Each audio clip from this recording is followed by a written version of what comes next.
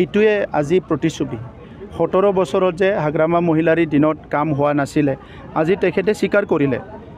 22 কোটি টকাৰ মাটি বিক্ৰী কৰিবলৈ এই মাটিটো ক'ত কিনিছিলে তেখেতে কিহেদি কিনিছিলে আপোনালোকে খুদিব লাগিব এইটো আমিতো সাংবাদিক নহয় গতিকে এই কামটো আপোনালোকৰ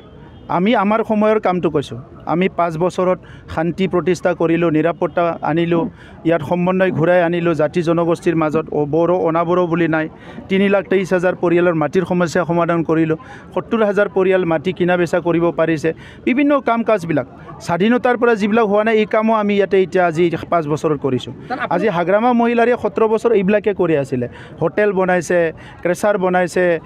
হস্পিটেল বনাইছে নিজৰ কাৰণে অঘাত মাটি কিনিছে বৰপেটাৰ পৰা লৈ পেলাই বিভিন্ন জায়গাবিলাকত য'ত যায় তাতে হাগ্ৰামাৰ মাটি বাথৌখেৰাই ৰিজৰ্ট বনাইছে 5 ষ্টাৰ ষ্টেণ্ডাৰ্ড এইবিলাকে হাগ্ৰামাৰ কাম আছিলে গতিকে আজি নিজেই স্বীকাৰ কৰিছে আপোনালোকেতো আমি ক'লে হয়তো বিশ্বাস নকৰিলেহেঁতেন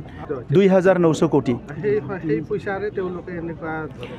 এনেকুৱাই হয় মানে 1500 কোটি টকা এনেকুৱা অৰ্ডাৰ দিছিলে যিটো কোনো হেড নাই 1,000 কোটি টকাৰ পেকেজ পাইছিলে সেইটো 1200 কোটি টকাৰ অৰ্ডাৰ দিছে মানে আৰু 200 কোটি টকা এক্সট্ৰা অৰ্ডাৰ দি পেলাই পইচা খাই গৈছে কেক ৰিপৰ্টটো চাওক আপোনালোকে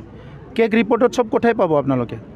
সেই সময়ত আপোনালোকে 2012 চনৰ কেক ৰিপৰ্টটো চাওক যে তাতে কি লিখিছে যে তাত স্পষ্টভাৱে লিখিছে 2012ত বড়ো মাইনৰিটি সংঘাত যেতিয়া হ'ল সেই সময়ত মানুহবিলাকে খেতি কৰিব নোৱাৰিলে সংঘাত শেষ হোৱাৰ পিছত মানুহবিলাকত তেখেতসকলে ট্ৰেক্টৰেদি হাল মাৰি পেলাই খেতি কৰিবলৈ ৰবি শস্য কৰিবলৈ তেখেতসকলে কাম কৰিছে এইটো ঠিকে আছে হাল মাৰি দিয়ক 10 লাখ টকা মানে তেখেতসকলে দেখাইছে কিন্তু তাত কি দেখালে যিটো ট্ৰেক্টৰৰ নাম্বাৰ দিছে সেইটো টাবেৰা গাড়ীৰ নাম্বাৰ যিটো ট্ৰেক্টৰৰ নাম্বাৰ দেখাইছে এইটো ইয়াম্মা মটৰচাইকেলৰ নাম্বাৰ গতিকে ইয়াতকৈ ডাঙৰ আৰু কি উদাহৰণ লাগে আপোনালোকে কেকৰ ৰিপৰ্ট পোৱাৰ পিছত আপোনালোকে কোনো ধৰণে একশ্যন ল'ব চাওক কেকৰ ৰিপৰ্টটো লৈ পেলাই আপোনালোকে বুলি ক'লে মই কাউন্সিলৰ পৰা একশ্যন ল'ব নোৱাৰোঁ এইটো ল'ব কিন্তু আজি নহয় কালি যে একশ্যন হ'ব কোনো ইয়াৰ পৰা সাৰি যাব নোৱাৰে য'ত দৰকাৰ হৈছে তাত কৰিছোঁ য'ত দৰকাৰ হোৱা নাই তাত কি কৰিম